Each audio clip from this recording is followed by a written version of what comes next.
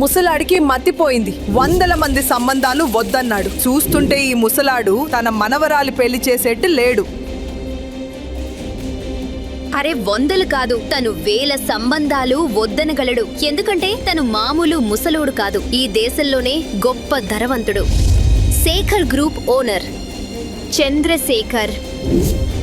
అలాంటివాడు తన మనవరాలి కోసం ఎవరినన్నా సెలెక్ట్ చేస్తే లోకం మొత్తం చూస్తుండిపోవాల్సిందే. నాన్నగారు, మీరు నా కూతురికి జీవితాంతం పెళ్లి చేయరా ఏంటి? ఇన్ని సంబంధాలు వస్తున్నాయి, వాటన్నింటినీ ఎందుకు వద్దంటున్నారు? What's the problem? అనన్య ఈ చంద్రశేఖర్ కి ఏకైక మనవరాలు. తన కోసం ఎలాంటి సంబంధాన్ని తెస్తానంటే లోకం తనని చూస్తుండిపోతుంది. ఏమో మరి, మీరు ఏ రాజ్యపు రాకుమారుని తెస్తారో నా కూతురి కోసం. నీకు బుర్రుందా లేదా? Sorry sir. 1000 రూపాయల చెప్పులు నాశనం చేశావు. తెల్ల చెప్పుల మీద ఎవరన్నా బ్లాక్ పాలిష్ చేస్తారా? క్షమించండి సార్, అయినా తప్పు ఎవరి వల్ల అయినా జరగొచ్చు కదా. తప్పు చేసింది కాకుండా ఎదురు చెప్తున్నావా? వదిలేయండి సార్, పిల్లారు కదా పాపం, తప్పు చేశాడు, క్షమించేయండి. నువ్వు నాకు చెప్తావా ఎవరితో ఎలా మాట్లాడాలో? ఒళ్ళు దగ్గర పెట్టుకుని మాట్లాడు నాతో. నువ్వు డెలివరీ చేయడానికి నా దగ్గరకు వచ్చావు కదా, డెలివరీ ఇచ్చి వెళ్లకుండా నాతోనే గొడవ పెట్టుకుంటావా? ఇప్పుడు ఈ చెప్పులు నువ్వే పాలిష్ చెయ్యి. పద, క్లీన్ చెయ్యి. నువ్వు నా మొహం ఏం చూస్తున్నావు? లోపలికి పో.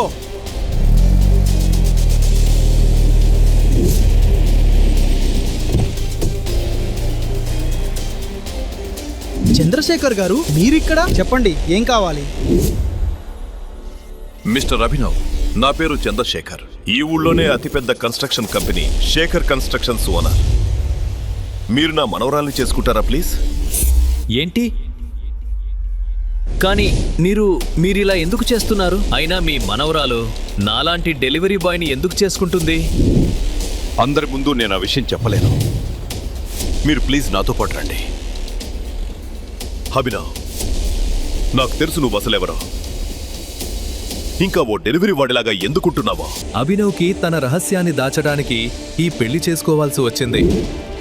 చంద్రశేఖర్ ఈ విషయాన్ని అనన్య వాళ్ళమ్మ షర్మిలకి చెప్పగానే శేఖర్ మ్యాన్షన్లో నిప్పులు కురిశాయి. నేను నా చెయ్యి కోసేసుకుంటాను ఎవరన్నా అభినవ్తో నా పెళ్లి జరిపించాలి అని అనుకుంటే.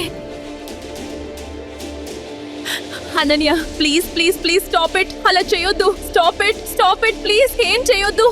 ఈ కత్తిని తీసేయి. లేదమ్మా, నా జీవితం నాశనం అయిపోతుంది. మీరు చూసారా అభినవ్ని? బికారి, అనాథ, చిరిగిన బట్టలు వేసుకుని తిరిగేవాడు. నన్ను ఏ బస్తీకి తీసుకువెళ్తాడో ఇదంతా తెలిసి కూడా మీరు అలాంటి వాడితో పెళ్లి చేయాలని చూస్తున్నారు.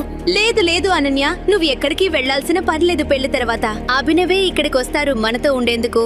నువ్వు నీ లగ్జరీ లైఫ్ వదులుకోవాల్సిన పనిలేదు. వద్దు, అయినా కూడా నేను వాణ్ణి పెళ్లి చేసుకోను. ఒకవేళ తాతయ్య నన్ను బలవంత పెడితే నేను సూసైడ్ చేసుకుంటాను. వద్దు. స్టాప్ ఇట్ 1 minute, నేను మాట్లాడతాను.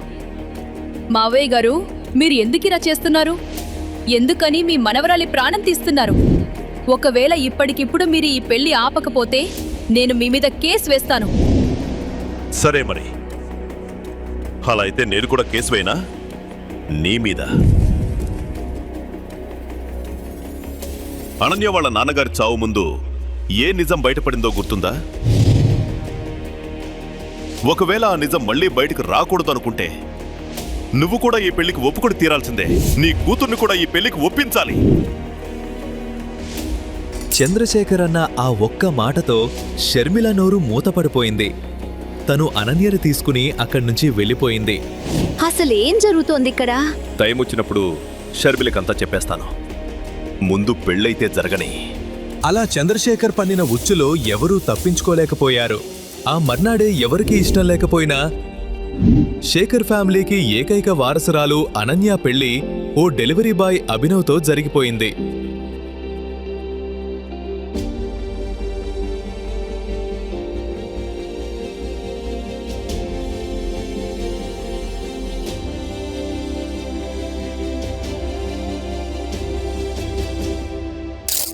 ఇప్పటికైనా చెప్పండి, మీరు ఎందుకని మా ఇద్దరిని బలవంతంగా ఒకటి చేశారో? చెప్పండి, నా జీవితాన్ని నాశనం చేసినందుకు మీకేం దక్కిందో? నేను ఈ పెళ్లిని ఎందుకు జరిపించా అంటే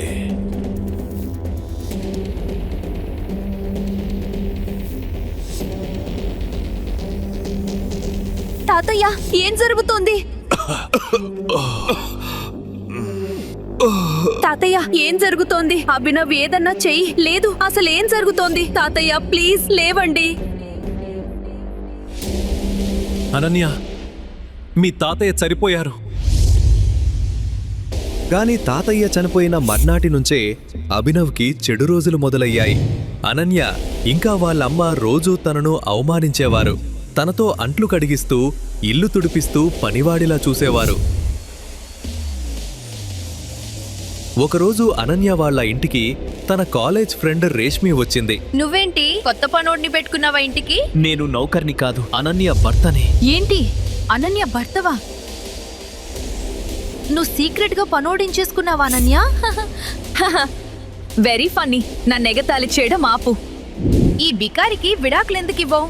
తాతయ్య పెట్టిన షరతు ప్రకారం నేను తనకు విడాకులు ఇవ్వలేను. వదిలే వీడిని.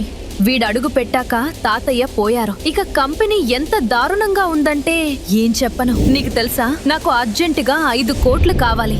అరే అయితే నువ్వు సిద్ధార్థ్ ఎందుకు అడుగు? మన కాలేజ్ ఫ్రెండ్. తను సిద్ధార్థ్ గ్రూప్ ఓనర్ కూడా.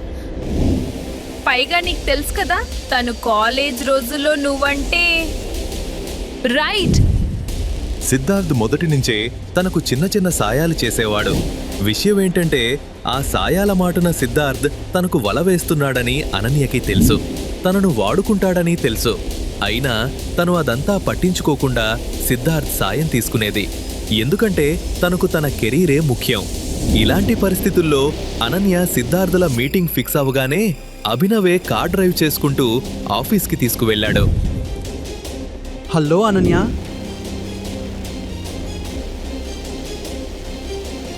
ఇంత లేట్ ఎందుకైంది నీకు? అంతా బానే ఉంది కదా? All okay? Yeah all okay. I'm so sorry. నేను ట్రాఫిక్ లో ఇరుక్కుపోయాను. ఏం పర్లేదు, ఇట్స్ ఓకే, కమ్. ఇంతకీ తనెవరు? నీ డ్రైవరా? నేను అనన్య భర్త అభినవ్ని. ఓ, భర్త, husband. Hi, I'm sorry Abhinav, actually నాకు తెలియదు. అయితే నువ్వేం చేస్తుంటావు? ఏం బిజినెస్ నీది? నిజానికి నాకేం పెద్దగా పనిలేదు, ఎందుకంటే నేను చదువుకోలేదు. ఈ బికారి వెధవకి అనన్య లాంటి అమ్మాయి దొరికిందా? వాహ్, అయినా నాకే మంచిదేలే. ఇప్పుడు అనన్యని పడేయడానికి కాస్త డబ్బులు విసిరితే చాలు. అరే ఏం పర్వాలేదు, నేను అనన్య కోసం ఈ మాత్రం చేయలేనా? అన్నట్టు మా కంపెనీలో ఓ పోస్ట్ ఖాళీగా ఉంది, చెప్పు, పని చేస్తావా? డోంట్ వరీ, నువ్వు అనన్య హస్బెండ్వి కదా, నీకు మంచి పనే ఇస్తాను. Oh shit, I'm so sorry Ananya, నాకు అర్జెంట్ మీటింగ్ ఉంది, నేను వెళ్ళి తీరాలి. నిన్ను రేపు కలుస్తాను. Bye bye.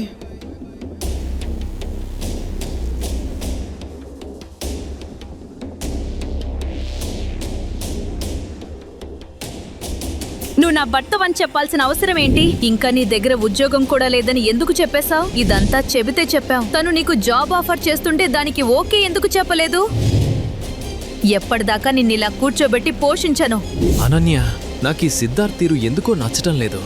వాడు నీ కంపెనీని రక్షించడానికి డబ్బులు ఇవ్వటం లేదు.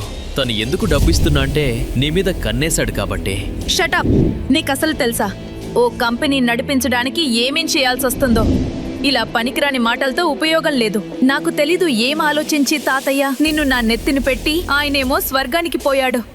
అనన్య విను, అలాంటిదే లేదు. చూడు, నాకు 5 కోట్లు కావాలి. ఒకవేళ దొరకపోతే నేను నీలాగే గిన్నెలు కంచాలు కడుక్కోవాలి. అది నేను చేయలేను. కాబట్టి ఏం చేస్తావంటే సిద్ధార్థ్ ఇచ్చిన జాబ్ ఆఫర్ యాక్సెప్ట్ చేయి.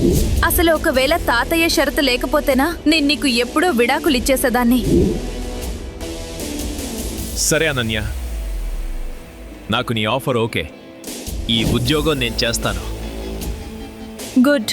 ఇది విని అనన్య సంతోషించింది. వెంటనే సిద్ధార్థ్కి ఫోన్ చేసి అభినవ్ నిర్ణయాన్ని చెప్పింది.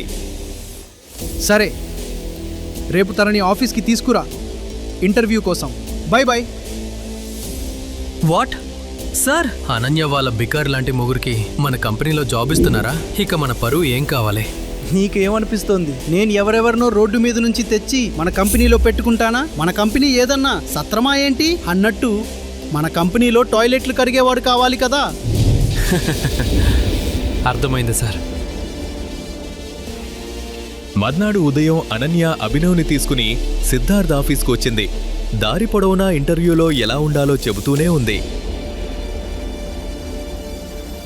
Okay okay sir. Hi. Hi Ananya, how are you? I'm good. రా కూర్చో, కమ్. ఏ వెయిట్, మేనక లిజన్, అభినవ్ని బయటికి తీసుకువెళ్ళి తనతో ఫామ్ ఫిల్ చేయించు. రండి. అండ్ లిజన్, బయటికి వెళ్ళి అందరికీ చెప్పు నన్ను డిస్టర్బ్ చేయొద్దని. నేను అనన్యతో కొన్ని పర్సనల్ విషయాలు మాట్లాడాలి. Got it? అభినవ్కి ఇదంతా చూసి చిరాగ్గా ఉంది, కానీ అనన్యని చూసి తను ఆగిపోయాడు.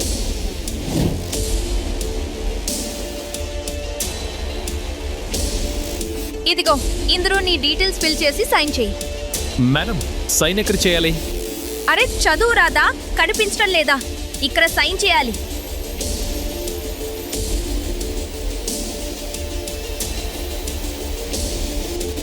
అభినవ్ ఫారంలో తన డీటెయిల్స్ నింపుతూ ఉండగానే సిద్ధార్థ్ వాళ్ళ మేనేజర్ తన క్యాబిన్లోకి వచ్చాడు. సిద్ధార్థ్ సార్, శ్రీనివాస్ గారు వచ్చారు. సిద్ధార్థ్ వాళ్ళ బాబాయ్ శ్రీనివాస్ మాజీ ఎమ్మెల్యే. పైగా ఆయన వైజాగ్లోనే పెద్ద బిజినెస్ మ్యాన్. సిద్ధార్థ్ తనతోనే పనిచేస్తున్నాడు, తన డబ్బులే ఎంజాయ్ చేస్తున్నాడు. అనన్య, మనం వెళ్ళాలి, పద.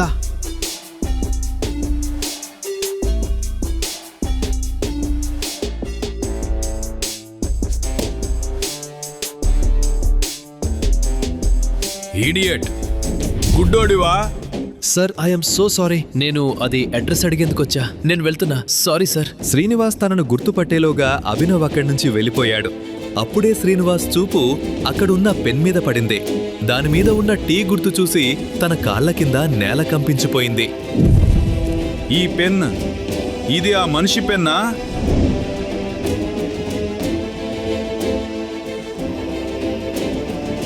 మిస్టర్ అభినవ్, 3 ఏళ్లుగా ఎక్కడున్నారు?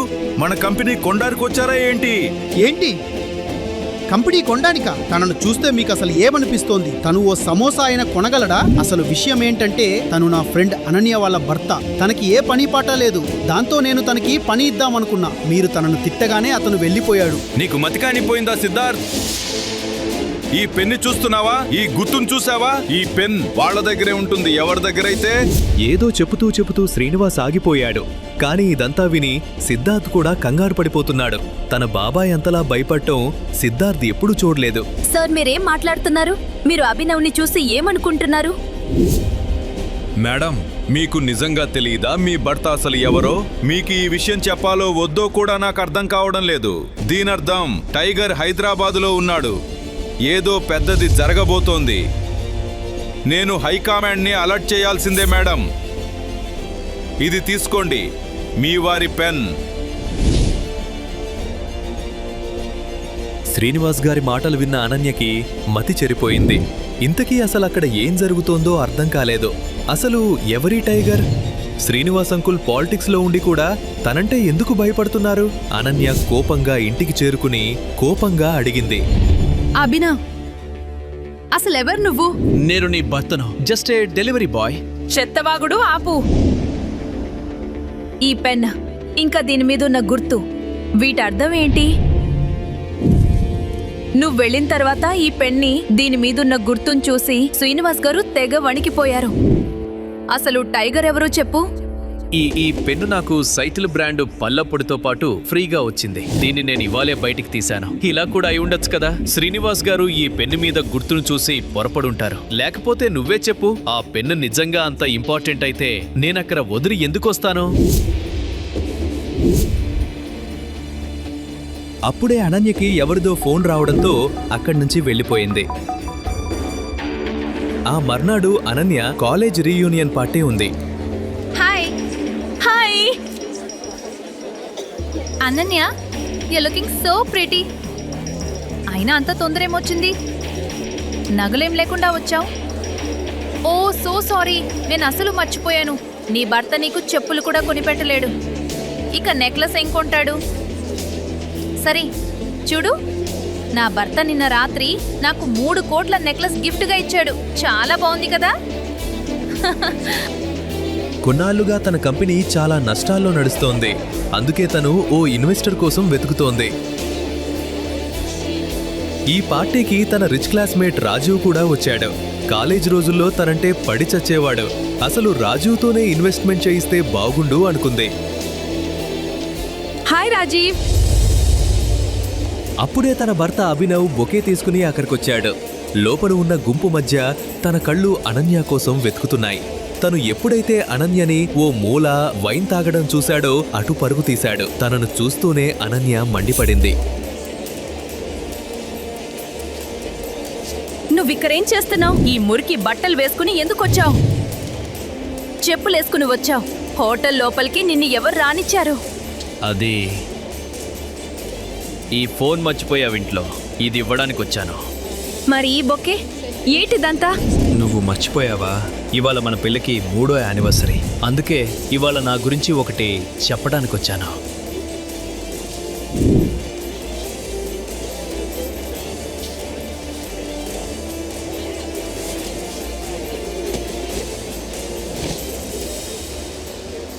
అక్కడున్న ప్రతి ఒక్కరూ అభినవ్, రాజీవ్, అనన్యలను చూస్తూనే ఉన్నారు.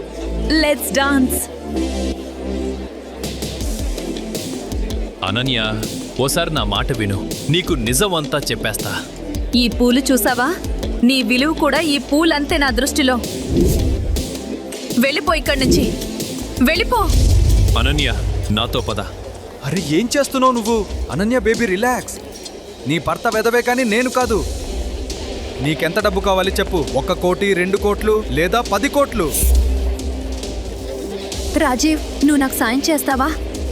కోర్స్ చేస్తాను. ఆఫ్టర్ ఆల్ నువ్వు నా ఫ్రెండ్ కదా. కానీ నాదో షరతు. 2 కోట్ల కోసం నువ్వో పూటంతా నా ఒళ్ళో కూర్చోవాలి. 10 కోట్ల కోసం నువ్వో రాత్రి నాతో పాటే గడపాలి. నీకిష్టమేనా?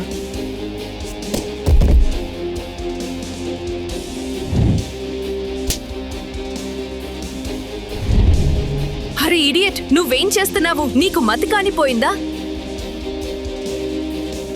పాపం తను నాకు సాయం చేస్తుంటే ఇప్పటికిప్పుడే సారీ చెప్పు. సారీ చెప్పు.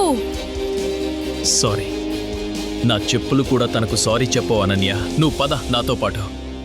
కాసేపట్లోనే ఓ 10 జీపుల కాన్వే పార్టీ దగ్గరకు వచ్చి ఆగింది. లోపల ఉన్న వాళ్ళందరి గుండెలు ఆగిపోయాయి. వీరూబాయ్ క్లబ్ లోపలికి వచ్చాడు. రాజీవ్ తన కళ్ళతో అభినవ్ వైపు సైగ చేశాడు. వీరూబాయ్ వెంటనే తన గన్ తీసి అభినవ్ తలకి గురిపెట్టాడు. కదలొద్దు. నా పేరు వీరూబాయ్. ఇప్పటిదాకా నా గురి తప్పనే లేదు. మీరంతా కూడా మీ పార్టీ ఎంజాయ్ చేయండి. వీడిని నా అడ్డాకి తీసుకువెళ్ళి చూసుకుంటాను. వీడి ఒంట్లో ప్రతి ఎముకని విరిచేయకపోతే అడగండి. అప్పటిదాకా గూండాలను చితక్కొట్టిన అభినవ్ కామ్గా ఉండిపోయాడు. వీరూబాయ్ మనుషులు అభినవ్ని పట్టుకుని అక్కడి నుంచి తీసుకుపోయారు. అనన్య, రాజీవులు వాళ్ల వెనకే బయలుదేరారు. అభినవ్ని వీరూబాయ్ తన కార్ డిక్కీలో కట్టి పడేశాడు. ఆ కారు అడవి మధ్యలోకి వెళ్ళింది.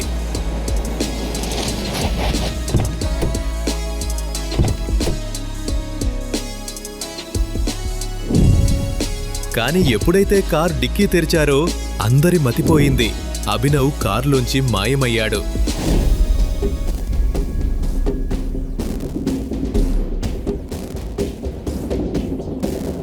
అసలు ఇదెలా సాధ్యం? కార్ ఎక్కడ ఆగలేదు కదా. కదిలే కార్లోంచి కట్టి పడేసిన మనిషి ఎలా మాయమయ్యాడు?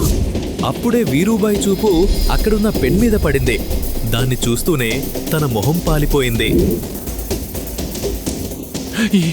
ఈ పెన్ తనదా ఏంటి? ఆ బికారి దీంతోనే సైన్ చేస్తుంటాడు. మీకసలు తెలుసా మీరు ఎంత తప్పు చేశారో? మీ వల్ల నా ప్రాణాల మీదకొచ్చింది. నా మొత్తం వ్యాపారం నాశనం అయిపోతుంది. మీరు ఒకవేళ మీ ప్రాణాలు కాపాడుకోవాలంటే త్వరగా వెళ్ళి ఎక్కడన్నా దాక్కోండి. ఎందుకంటే ఇప్పుడు మీ పని కూడా అయిపోయింది.